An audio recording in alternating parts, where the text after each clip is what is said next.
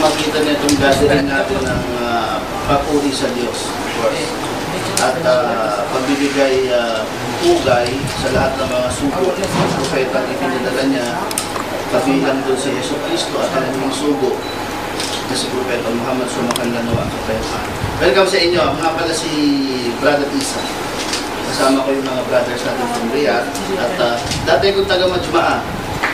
Siguro mga 2 years ago, 2 years ago, dito ako dati nakadestino. Nagtatrabaho kami dati dyan sa Islamic Center bilang mga translator. Sila din ganun ang trabaho kasi sa Riyadh. Translator in a sense na nagsasalin ng mga libro at mga publication mula sa wikang Arabic papunta sa wikang Tagalog. At gayon din sa mga cases. Pag may problema yung mga Pilipinong matitigas ang ulo dito, kami rin yung pinatatawag sa police para mag-translate ng inyong mga hinaing sa kanyang meron para maiparating yung sa inyo. Isa rin yung sa nature ng trabaho. Pero ang pinakamaganda rito sa trabaho namin, yung pagpapakilala ng Islam. Kasi liban sa, ako dati kung Kristiyano, yung pangalan ko Christopher Javier. Ngayon tinatawag nila akong Isa, yung Isa, Arabic word yun ng Jesus. Kasi hindi, yung maling kaisipan ng marami na kapag nag-Muslim siya, akala niya iniiwan niya na si Jesus Christ. Pero mali, sa Islam kasi pag nag-Muslim ka, ikilalanin mo lang si Yesu Cristo kung paano siya ipinakilala ng Diyos at kung paano niya ipinakilala yung kanyang sarili. Natagal ako ng Iglesia ni Cristo, siguro magdadalawang taon. Doon ako natuto ng Biblia, doon ako natuto ng kung paano maging mga Kristiyano. Although pinanganak akong Katoliko, namulat ako pagdating sa relihiyon sa Iglesia ni Cristo. Akala ko nung yun ang tama. Pinag-aralan ko siya, nabasa ako ng Biblia. Pero nung dumating yung Islam, nagkaroon ng malaking pagbabago. Nagkaroon ng malaking pagbabago pagdating sa pananaw. Pagdating sa pananaw ng relihiyon. Kasi sa atin sa Pilipinas, ang relihiyon minsan, tayo mga Pilipino, sa mga bago, pagdating dito sa Saudi Arabia, gusto tayo ng mga Arabs. Kasi ang Pilipino daw magaling magtrabaho. Ang Pilipino maayos. Siguro napapansin yan, di ba? Ang Pilipino maayos daw. Nasamiya, di ba? Oo, kaya nga naman ang Arabo, ang mga Arabs, madali natin makalapit sa puso. Minsan, nami-misinterpret ng marami yun. Ngayon, ang mga Arabs, meron silang kultura at yun naman ang isa sa nagustuhan natin. Pag nagugustuhan nila ang isang tao, ang binibigay nila yung pinakamaganda. Binibigay nila yung pinakamaganda, pinakamaayos. Ngayon, wala akong nakikitang mahalagang bagay sa kanila. Pag nakikita sila na mahalaga sila sa'yo, ang unang-unang ibibigay nila yung pinakamahalaga sa kanila. At yun yung kanilang reliyon. Yun yung paniniwala. Kaya pag nagustuhan nila isang Pilipino, pupunta agad ng Islamic Center yan, kukuha ng libro yan. Kasi minsan meron tayong tinatawag na language barrier, hindi nila ma-express sa inyo eh. Kaya nga, pinilit nila kaming kontakin, 1 week na namin inaayos ito para pumunta kami dito kasi yung language barrier, hindi nila kayang i-deliver sa inyo yung mga bagay, kaya minsan dinadala sa aklat. Ano yung purpose na yun? Para ipakilala ang Islam. Para ipakilala sa inyo ang Islam. Pero, dito tayo magkakaroon ng ang tinatawag na dito kailangan yung pagiging, paano ko ba i-express? Pagiging tao, lalaki. Kasi decision making ito eh. After dumating sa inyo yung mensahe, dun yung masusubukan yung sarili mo. To decide. Kasi bakit? Although sa Pilipinas, sinasabi nilang may freedom of religion tayo, pero hindi nila talaga tayo binigyan ng choice to decide. Bakit? Nung wala pa tayong isip, bininyagan nila tayo. Tapos lumalaki tayo sa kulturang sila ang nag-i-inject na itong tama, kahit na hindi tayo binibigyan ng pagkakataong pag-aralan. Graduate ako ng Catholic school, hindi pinag-aaralan doon ang creed ng Christianism. Ang pinag-aaralan doon buhay ng mga saints, buhay ng mga santo. Ngayon, maraming Pilipino, maraming mga tao nagtanong. Sabi, hindi ganito. Nag-aral sila, kaso wala doon yung proper guidance. Kaya simula sila magtayo ng iba't ibang mga sekta. Kasi hindi sila nakontento doon sa kinagis na nila eh. Yung may rebulto, hindi naman kasi ganun ang pagsambang itinuturo ni Jesus eh. Ngayon, nag-research sila, nagbasa sila ng Bible, kaya rin tayo ang born again, dumating ang Iglesia ni Cristo, dumating ang dating daan. Pero, ang guidance talaga ng galing sa Diyos. May nandito kayo sa Saudi Arabia. Makikinig tayo sa pangaral, darating sa inyong mensahe. Yung climax na yung decision making sa inyo. Simple ang Islam. Ang Islam hindi siya mahirap intindihin. Kaso ang problema sa tao yung pagtanggap. Yung kung paano nyo ito tatanggapin. Ang Islam, mula siya sa root word na sel, salam. Ibig sabihin ng sel, pagsako, pagtalima. Salam, kapayapaan. Kaya nga sabi ng mga scholars, ng mga lecturers, ng mga ang ibig sabihin ng Islam, pag sila nangangaral, ito yung relasyon sa pagitan ng Diyos. O makamtan mo ang ganap na kapayapaan sa pamamagitan ng pagsukot, pagsakop, pagpapasakop sa Diyos. Yun ang Islam. Yun ang ibig sabihin ng Islam. Hindi siya tulad ng Kristiyano o Christianism na kinuha sa pangalan ni Kristo, na hindi naman nabanggit sa mismo ni Kristo na ang religion is Christianism. Hindi nabanggit sa Bible na Christianism ang religion. Hindi Catholic. Ang Catholic lalo. Wala sa Bible ang word na Catholic. Even the Bible itself, wala sa loob ng Bible. The word Bible, wala sa loob ng Bible. Pero kung babasahin mong Biblia, ang tinuturo doon, way of living, buhay, pamumuhay na kung saan pagsukot, pagtalima sa nag-iisang Diyos. Basahin natin ang buhay ni Abraham. Basahin natin ang buhay ni Noah. Basahin natin ang buhay ni Jesus Christ. Wala silang itinuro na born again. Wala silang tinuro na Catholic, Protestante, wala. Pero kung pag-aaralan mo yung buhay nila, makikita mo dito. Kung paano sila namuhay. Yung kultura dito. 5 beses may sinisigaw dito araw-araw. Narinig nyo? Yung adhan na tinatawag. 5 beses yun. Anong ibig sabihin nun? 5 beses sa buong mundo, dito lang ginagawa yun. Meron sa mga ibang bansang Islamiko, pero iba sa Saudi. 5 times a day may tinatawag tayong adhan. Sinisigaw yun. Ano sinisigaw? Allahu Akbar, Allahu Akbar. Ano ibig sabihin? Ang Diyos ay dakila. Ang Diyos ay dakila. Saan kang bansa makikita na sinisigaw sa kalye? Pag sinigaw yan, magsasara lahat ng mga tindahan. Pag sumigaw na, ang Diyos ay dakila, halika na sa sara, hayara sara, magsasara lahat. Saang bansa na meron na? Sinong way of life na tinuturo? Pagsuko, pagtalima sa nag-iisang Diyos. Sinong Diyos to? Bagong Diyos ba to? Ito ba'y bago? Iba ba ang Diyos ng Muslim sa Diyos ng Kristiyano? Isa na. Ang problema sa Christianism, nagkaroon ng diversion. Kung mag-aaral tayo ng history, ang kabuuang doktrina na pinaniniwalaan natin sa Pilipinas ay hindi ginawa ni Kristo. Ginawa ni Constantino. Kaya nga, tawag dito, meron tinatawag na council na naganap, ngayon ay Chia Council, na doon pinagbotohan ang akida o ang mga creed o ang mga doktrina ng Kristiyano. Doon pinagbotohan. Hindi tinuro ni Kristo, kaya meron tinatawag na manang kasalanan, original sin, kaya may tinatawag na Trinity. Hindi dahil sa pinangaral ni Kristo yan, wala nga sa Bible yung mga yan eh. Bakit meron yan? Kasi pinagbotohan ng mga tao noong Nicaea Council. Ngayon nandito kayo sa Saudi Arabia. Nandito tayo. Huwag natin ilimit ang sarili natin sa Riyadh. Diba? Of course, mahalaga yun. Nandito tayo para magtrabaho ng mga plano tayo, ng mga future tayo. Pero hindi lang dun eh. Ramdamin natin na hindi lang dun. Merong plano sa atin ng Diyos. Kasi bakit? Sa Pilipinas, minsan sa kapitbahay lang natin yung Muslim eh. Pero hindi dumating yung mensahe kasi sa kakulangan ng kaalaman.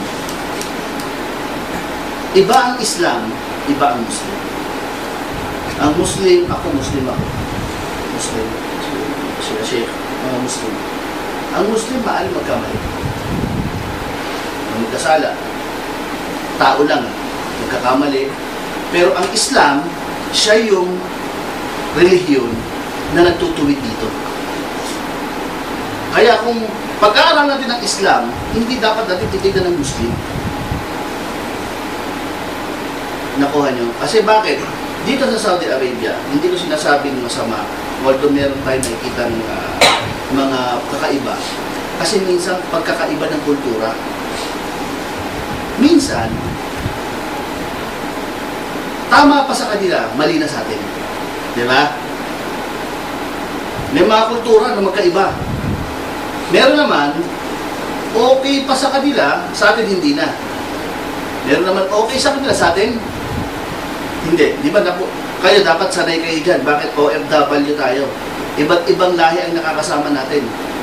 Minsan, ang Pilipino, number one ng Pilipino, ayaw niya masisigawan. Pero dito, uso sigawan, taas na ng boses. Pero after, sa makita dito, nagbanggaan ng kotse. Pagkatapos ng banggaan, sasabihin, "Assalamualaikum." Sa Pilipinas, magbangga, barilan mo. Babarilan ka. Git-gitan lang, papatay ng tao. Diba? May mga bagay na magkakaiba tayo. May mga bagay na hindi pwede, magkakaiba pagdating sa kultura. Hindi tayo magkaiba tayo ng kultura, masama na yun. Hindi tayo sa hindi mo gusto yung kultura na yun, masama na sa iyo. Halimbawa, may mga India dito na ibang pagkain nila. Ang kinakain nila, minsan nagmamanifest sa amoy nila. Pero sa kanila, mabango yun. Sa atin, mabaho yun. Anong mabango sa atin? Tuyo, mabaho sa kanila yun. Diba? Meron silang kinakain, ayaw natin. May kinakain naman tayo, ayaw nila. Bagoong dito, magdala ka ng bagoong isda, walang lalapit sa'yo. Diba ka? Anong pinupoint ko? Kasi bakit? Minsan, akala natin, masarap kanin sa Saudi, hindi mo diba? Kultura kasi, hindi tayo sanay sa nakikita natin kultura. Pero di kalaunan, yung mga taong nabuhay dito for 10 years, 20 years, na-adapt nilang kultura, sasabihin nila maganda rin. Simple ang buhay. Simple mag-isip ang mga tao. Napakapaya. Ngayon ang Islam, balik tayo sa Islam. Kasi bakit? Minsan, yun ang pumipigil sa atin para yakapin o pag-aralan ng Islam. Kasi bakit? May nakita siyang isang Arabo, hindi niya nagustuhan. Ayaw niya na rin ng Islam. Hindi ba? Nakita, gusto ko sana mag-Muslim. Kaso nga lang, meron doon, nagsasala, tapos paglabas, walang yan. Yun yung pumipigil sa atin minsan eh. Kasi bakit tanongin mo Islam kahit kanina pag pinag-aaral na maganda eh. Hindi ba? Pero anong pumipigil sa atin minsan yung mga ugali. Yung sinasabi ko sa inyo, kultura yun. Iba ang Muslim, iba ang Islam. Diba? Kaya dito sa Saudi Arabia, minsan, kahit na tayo ang pinaka-paborito kasi magaling yung trabaho, minsan may problema tayo pagdating sa reliyon. Minsan. Hindi naman lagi. Bakit kasi? Tayo pa rin ang kinikilalang pinakamarami ng Muslim sa lahat ng lahi. Sa Saudi Arabia, Pilipino ang pinakamaraming Muslim. Hindi lang dito. Kasi akala ko noon, sa Saudi marami nag-Muslim kasi basang Muslim, basang Islam. Kasi nandun yung trabaho nila, kailangan makibagay sa paligid, kaya nagiging Muslim. Akala ko, ganun ang una. Hindi lang pala. Bakit kasi? Marami din nag-Muslim sa Hong Kong. Marami din nag-Muslim sa Japan ng mga Pilipino. Marami nag-Muslim sa iba't ibang lugar. Sa Amerika, marami nag-Muslim. Ibig sabihin, hindi lang pala talaga dahil sa dahil sa paligid. Dahil kasi bukas ang isipan natin unang-una, compare sa mga Nepal, Vietnamese, compare sa kanila, sila kasi confined. Kasi mga pagans, hindi katulad natin, people of the book, ever since kilala natin si Abraham, kilala natin si Moises, kilala natin si David, si Solomon, yun din ang pinapakilalang propeta ng Islam eh. Saan lang tayo nag-parting point? Saan lang nagkabukod? Yung meron ng mga Trinity, may mga tinatambal ng Diyos-Diyosan, may mga rebulto na doon lang tayo nagka-parting point. Pero yung pinapakilala ng Islam, yun at yun din ang pinapakilala natin, kung makilala na natin. At ang Islam hindi siya nandito, hindi siya pinadala sa inyo para paguhin ang lahat. Ang Islam, darating sa inyo yan, kung ano yung mga bagay na maganda at tama na sa inyo, it will stay. Kasi ang Islam, nandito siya to reform us. I-reform ang pagkatao natin, i-reform ang religion natin, number one. I-reform ang relasyon natin sa pagitan ng Diyos. I-reform natin ang relasyon natin sa pagitan ng tao at pagitan ng mga nilikha. Yun ang mission ng Islam. Dumating ang Islam sa'yo, mapagmahal ka sa magulang, hindi aalisin ang Islam sa'yo. Hindi aalisin ang Islam sa'yo. Dumating ang Islam sa'yo, Mapagmahal ka sa mga kaibigan mo, hindi aalisin ang Islam sa iyo. Pero dumating ang Islam sa iyo, may bisyo kang ganito, aalisin siya ng Islam sa iyo. Hindi man biglaan, aalisin siya ng Islam sa iyo. Hindi mo alam unti-unti, basta magpasako ka lang. Basta magpasako ka lang sa kanya, aalisin niya unti-unti yung mga masama sa iyo. At maikukumpare mo ang sarili mo noon at ngayon, kasabi mo, ang laki ng pagbabago. To make the tawag dito, yung lecture, maging broad, is napakadali. May pinapatanggap ang Islam sa atin. At may pinapatakbo. Na kapag itong dalawang bagay na to, kaya natin gawin, nandun ang susi ng pagiging Muslim ng isang tao. Dalawang bagay. Tignan nyo sarili nyo rito Tignan nyo sarili nyo rito. Kapag kaya nyo to, eto yun. Okay. Ang una, tanong nyo sarili nyo. Handa nyo ba o kaya nyo bang kilalanin ang tunay at nag-iisang Diyos lang at hindi nyo siya tatambahin? Tanong nyo sarili nyo.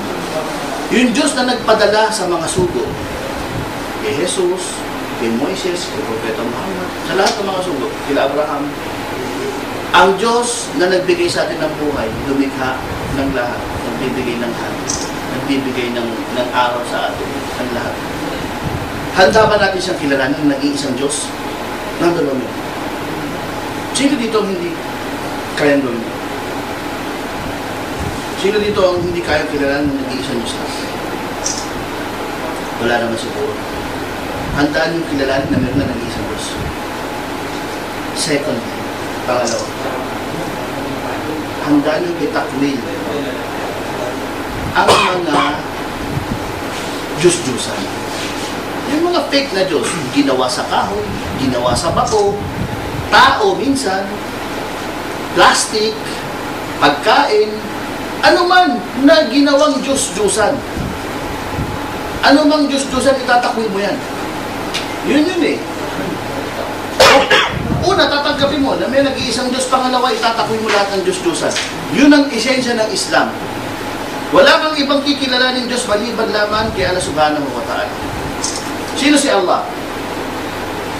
Si Allah subhanahu wa ta'ala kasi word ang Arabic Kaya ko palang ginamit Kanina ginagamit ko yung Diyos para hindi kayo makonfuse.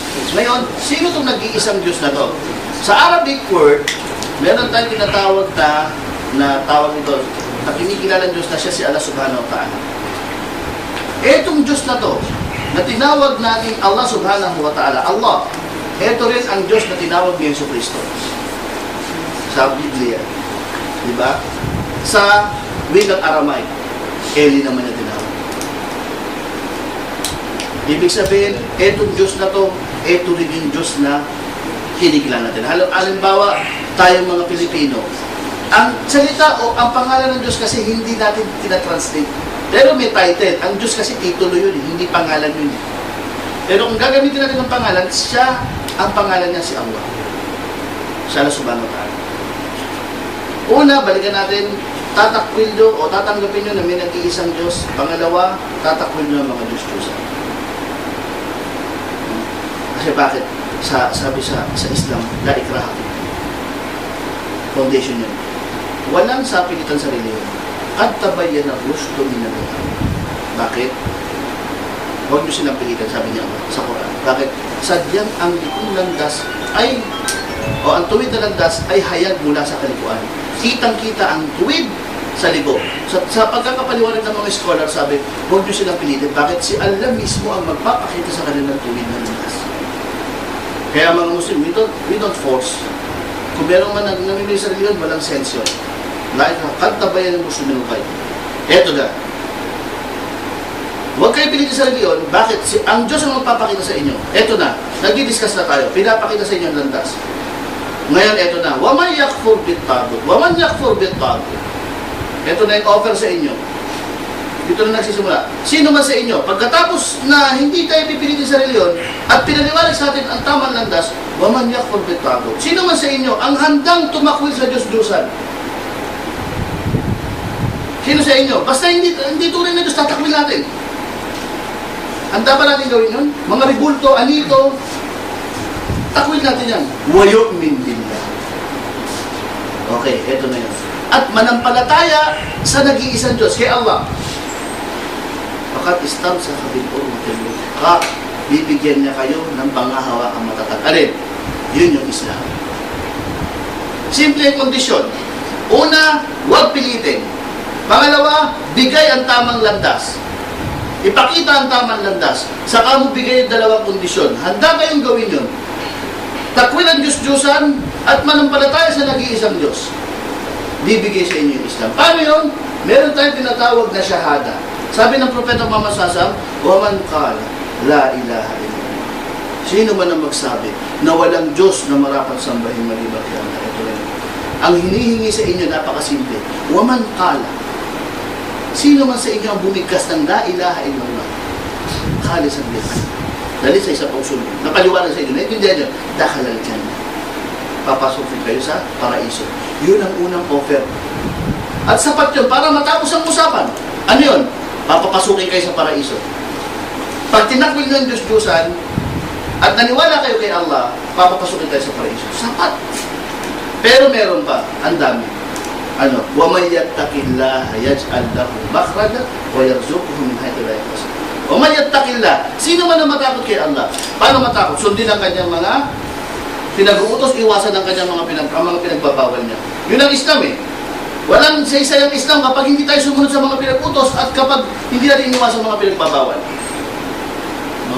Yaj'al lahu makhraja. Ito naman, consolation prize. Pag naging ano tayo, masunod tayo kay Allah, bibigyan tayo ng makhraja. Ano yun? Solusyon sa mga problema. Lulusutan. Pag may problema ka, natatakot ka sa Diyos, sumusunod ka sa Diyos, bibigyan ka niya ng solusyon. Huwag kang magpunta. وَيَرْزُقُهُ مِنْ حَيْثُ لَا يَحْتَسِبُ. Ito pa. At bibiyayaan ka niya na hindi mo makwenta-kwenta. Dito yun sa lupa. Anong gagawin mo? Manampalataya. Shahada ka. Sabihin mo la ilaha illallah. Ano yun? Dito sa lupa, bibigyan ka niya ng solusyon sa mga problema. Diyos ang bahala. At bibigyan ka niya ng biyaya.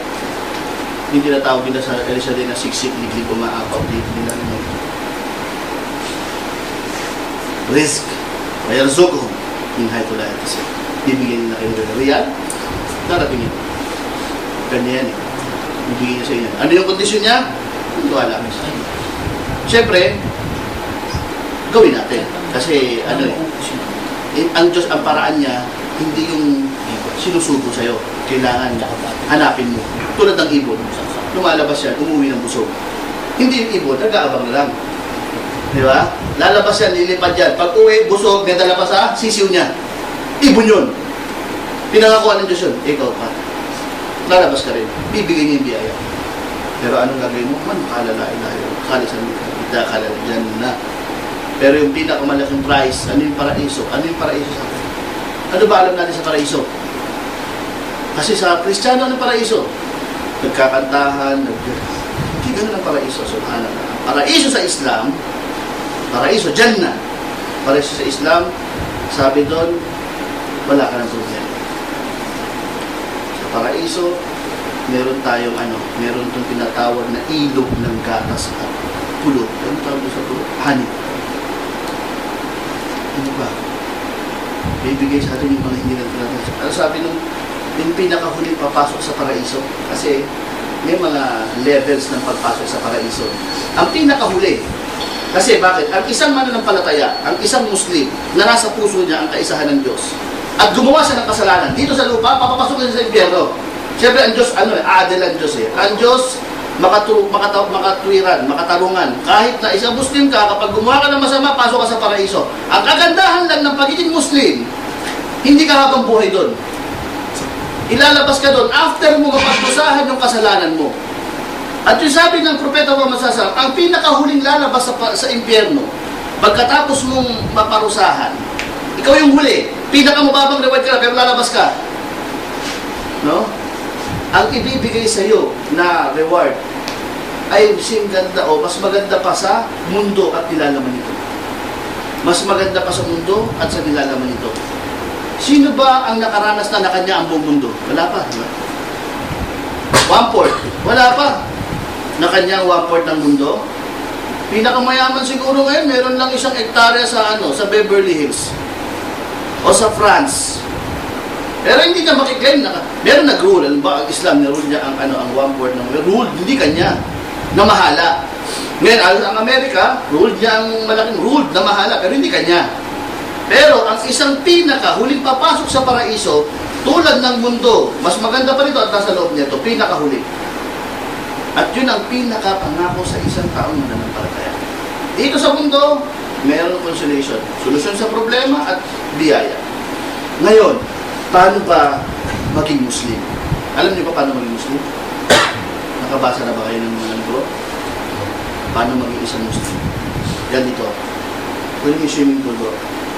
Ay, hindi. Wala. Sa Islam kasi, hindi kailangan ng bautismo, walang lubugan sa swimming pool. Sino ba dito nag-born again? O nag-iglesia ni Cristo? Iglesia? Born again? Iglesia. Saan kang puro? Saan kang lokal? Pampanga. Nilulubog ka rin sa ano? Ano ka? Handog o bautisado? Ano? Convert. Hindi ka handog, hindi pinanganak. No? Sa Islam, hindi kailangan ng gano'n. Sinubo ka, gano'ng katagal? 6 months. Ilang pagsamba yun? Marami. 100 yata. Oo, 2 times a week. Pero kung pupunin ka, may tarjeta ka eh. Hindi pinibigay, ipunin mo yun eh. Pagkatapos mo yun, interviewin ka. Pag pumasa ka doon, schedule ka pag-bautismo. Diba? Ilan susubukin ka 6 months, sasamba ka ng almost 100 pagsamba. Pag may palya ka, back to zero ka. Pag wala kang valid reason. No? Para kang maging iglesia. Ngayon sa Islam, hindi. Ngayon, pag sinasabi ko sa inyo, pag ngayon, handa niyong tanggapin na meron nag-iisang Diyos at handa niyong itakwil ang mga Diyos-Diyosan. Meron tayong tinatawag na shahada. Shahada. Arabic word, shahada. Ibig sabihin, pagsaksi. Witness. Ano yun? Sasabihin nyo na walang ibang Diyos na marapat sambahin maliban lamang sa Kanya. At tatanggapin niyo si Propeta Muhammad bilang humusugo. Propeta Muhammad sa humusugo. Sinasabi sa Arabic yun dito, Ashhadu an la ilaha illallah wa ashhadu anna Muhammadan Rasulullah. Pag binanggit niyo nandito, naiintindihan. Sabi ng Propeta, dakhala al-jannah. Dakhala al-jannah. Ano pangako? Dakhala al-jannah. Hindi ka namin prepare na tawag dito na pagka nag-Muslim ka na, ay meron kang monthly due. Abulo yan. Hindi ka namin hihingan. Sa Islam, nag-Muslim ka ngayon, wala kang due. Hindi ka pag nag-iglesia ka, pag-bawat samba mo, meron. Born again, ikapu, meron. 10% ang sweldo mo. Every month. Sa Islam, hindi. Nag-Muslim ka ngayon, at bukas na kailangan ka, meron kang 1 billion na insya ng kapatid. Sa Islam, meron tagtatawag na zakat. Abulo yan sa Kristyanismo, sa Islam may zakat. Ano yung zakat? Charity. Ano to? 2.5% ng kinita mo sa buong taon. Ipon. Nakukunin mo rin at ipapamahagi sa kahit mahihirap. Dalawa ang zakat eh. Nagbibigay at tumatanggap. Pag yung kayamanan mo hindi pumasok sa tinatawag na antas na laki ng kayamanan o nisab, ikaw ang may karapatan tumanggap. Sa Pilipinas, ang abuloy, mayaman ka, mahirap ka, abuloy ka. Bigay ka sa Islam. Ikaw meron, bigay ka. Ikaw wala, may karapatan ka tumanggap. Hindi awa. Karapatan mo yun sa kapatid mo. Ganun sa Islam. Hindi ka parang magmamakawang lalapit na hindi. Lalapit ka na may pride. Bakit? Kasi obligasyon yun ng kapatid ko sa akin. Ganun sa Islam eh. Obligasyon ito. Hindi yung parang nagmamakawang. Part kasi ng pillars ng Islam yun. Part ng fondasyon ng Islam. Na ang isang Muslim, pag may pera, kukunin niya yung bahagi ng pera niya at hindi na bibigay kay pastor. Hindi sa amin. Hindi kila siya. Sila bago magastos dito. Sisipi sa inyo itong mga taong kilala ito dito sa amin. Sila nagsiserve sa inyo ng kape. Eto, bata pa to nandito na ako. Medyo may kalukuhan to. Pero bumait ngayon. Nagsisilbi sa inyo. Coffee. So kayo nakita. Doon si pastor. Mumulestyahin ka. Diba? Pero sila sisilbi. Wala silang ibang hinahanap. Hindi sila rin ng bayan. Ang gusto nila, mapunta kayo dito, ma-relax, at dumating ka at makarating ka isa. Nire-reward siya. Yun ang at paghandaan yung tanggapin ang shahada, kahit ngayon pwede natin gawin. Shahada. Yung handa. Yung tanggap. No, bakit? Sabi natin walang sapilitan, di ba? Pero, ang lagi namin sinasabi, mga brothers, ang buhay natin, hindi natin hawak. Sabi sa Quran, wala tamutunna illa wa antum muslimun. Sabi sa Quran, huwag niyong hayaan datnang kayo ng kamatayan. Ironic eh. Kung babasahin mo yung verse ng Quran, wala tamutunna illa wa antum muslimun. Sabi, huwag kayong mamamatay na kayo'y hindi mga Muslim. Mali ba kayo mga Muslim? Mapipigilan mo ba yung pagkamatay mo?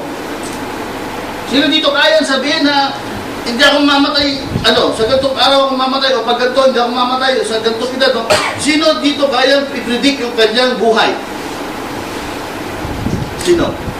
Ikaw bro, hindi mo, hanggang kailan ka pa? Yung paglabas natin dyan, bagsakan ka ng, di ba? Pagbagsak mo, di ba? Meron yan namatay, uminom ng kape.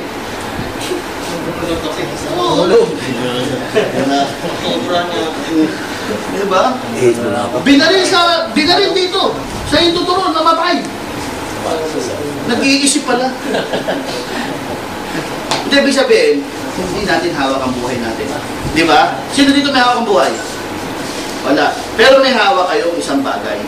Yung desisyon nyo bago kayo mamatay. Desisyon. Crucial decision na maaring kapag hindi nyo nagawa ngayon, nandun na kayo sa deathbed na tinatawag, naghihingalo.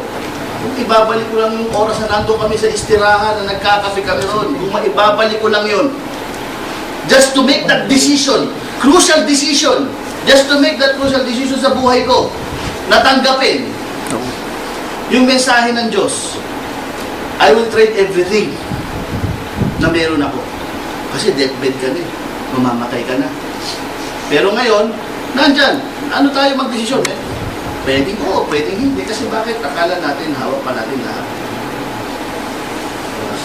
Pero pag nandun na tayo naghihingalo, o nandun na tayo mismo sa libingan, at binubuhay na tayo, sasabihin natin, yung oras na yun sa istirahan, I will trade everything. Everything!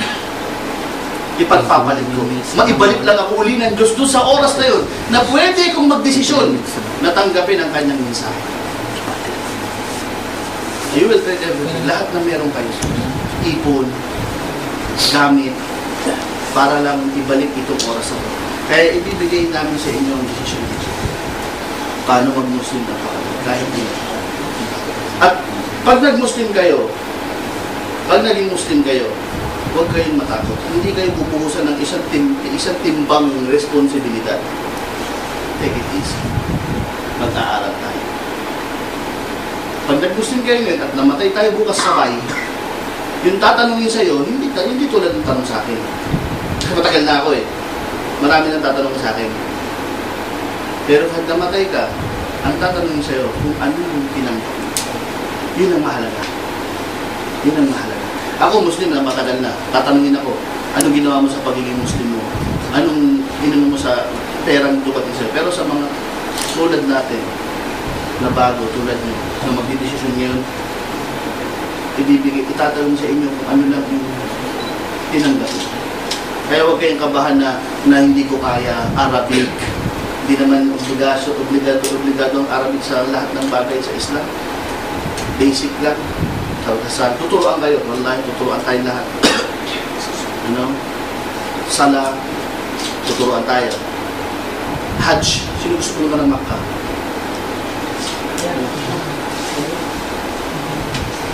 Ngayong taon. Ngayon next month. Ba na siya rin? Hajj? Mag-Hajj. Hajj tayo.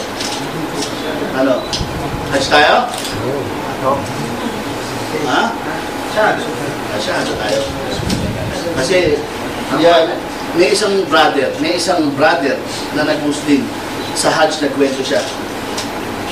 Sabi niya, pinapasok, nanaginip siya, nasa paraiso siya. Nasa paraiso, kasama niya mga anghel. Nanaginip siya. Nanaginip siya. Tapos pinasyal siya ng anghel sa paraiso. Pinasyal siya. Tapos, pagkatapos siya ipasyal, sabi sa kanya, labas ka na.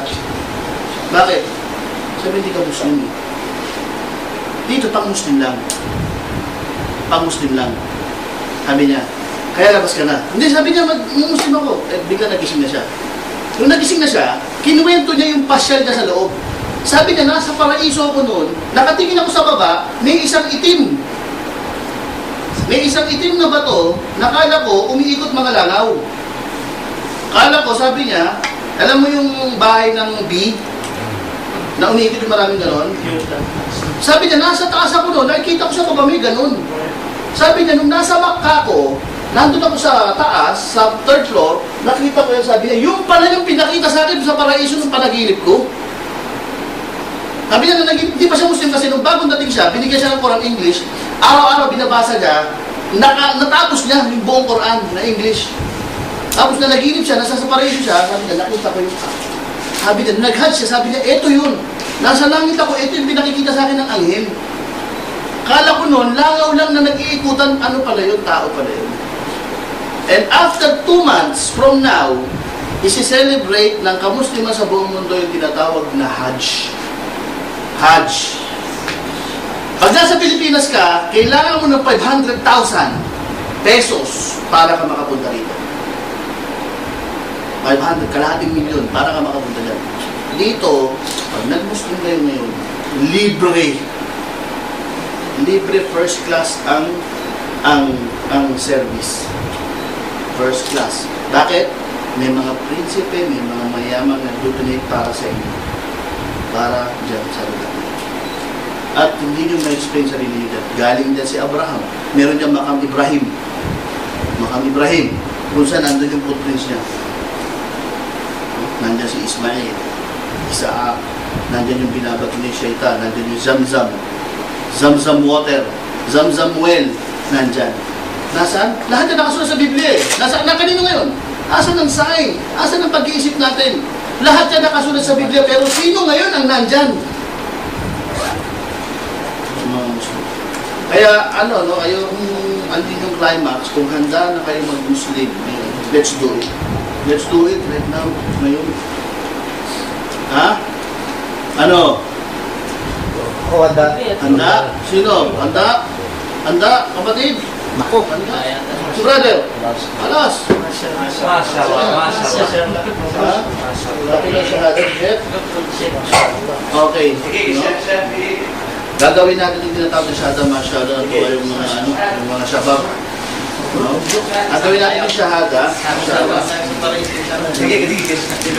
An la ilaha illallah wa ashhadu anna Muhammadan Rasulullah wa ashhadu anna Isa Abdullahi wa Rasuluh. Mashallah, welcome. Allahu Akbar. Ikaw naman mo. Allahu Akbar. Sabihin mo, sundan mo ako, no? Sabihin mo, ashhadu an la ilaha illallah wa ashhadu anna Muhammadan Rasulullah wa ashhadu anna Isa Abdullahi wa Rasuluh. Welcome sa Islam, kapatid. Allahu Ito sa Akbar. brother. Sabihin mo, bro, ashhadu Asyhadu an la ilaha an la ilaha illallah illallah wa ashhadu asyhadu anna Muhammadan anna Muhammadan Rasulullah Rasulullah wa ashhadu asyhadu anna Isa anna Isa Abdullahi Abdullah wa Rasuluh. Rasulullah. Welcome sa Islam. Ah, Masya Allah. Okay bro, ha? Sabihin mo, ashhadu an la ilaha illallah wa ashhadu anna Muhammadan Rasulullah. Rasulullah Wa ashhadu anna Isa Abdullahi wa Rasuluh. Masya Allah. Welcome. Allahu Akbar. Okay, si kabayan sa Iloilo to. Ashhadu an la ilaha illallah wa ashhadu anna Muhammad Rasulullah wa ashhadu anna Isa Abdullahi wa Rasuluh. Masya Allah. Welcome. Allahu Akbar. Si kapatid na Cavite. Ashhadu an la ilaha illallah wa ashhadu anna Muhammadan Rasulullah wa ashhadu anna Isa Abdullahi wa Rasuluh. Masya Allah. Welcome. Allahu Akbar. Sabi mo po, ashhadu an la ilaha illallah wa ashhadu anna Muhammadan Rasulullah wa ashhadu anna Isa Abdullahi wa Rasuluh. Masya Allah. Welcome. Si brother ang unang sumigaw eh. Randa na ako. Sabi mo, ashhadu an la ilaha illallah wa ashhadu anna Muhammadan Rasulullah wa ashhadu anna Isa Abdullahi wa Rasuluh. Welcome sa Islam. Brother, ang patuloy natin. Ashhadu an la ilaha illallah wa ashhadu anna Muhammadan Rasulullah wa ashhadu anna Isa Abdullahi wa Rasuluh. Welcome sa Islam. Masya Allah. Okay bro, yung sinabi natin ngayon, yung shahada, ang ibig sabihin nun, Dapat na, napapanibin ulit. Palubi pa. ang ibig sabihin nun,